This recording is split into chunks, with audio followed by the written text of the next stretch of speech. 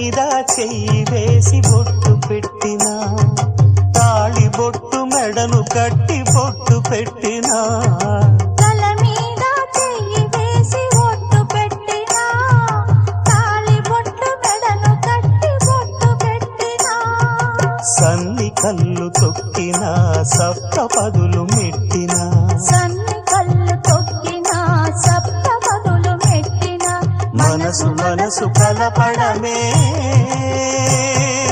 మంత్రం పరమార్థం. శ్రీరస్తు శుభమస్తు, శ్రీరస్తు శుభమస్తు. శ్రీకారం చుట్టుకుంది పెళ్లి పుస్తకం, ఇక ఆకారం దాచుతుంది కొత్త జీవితం.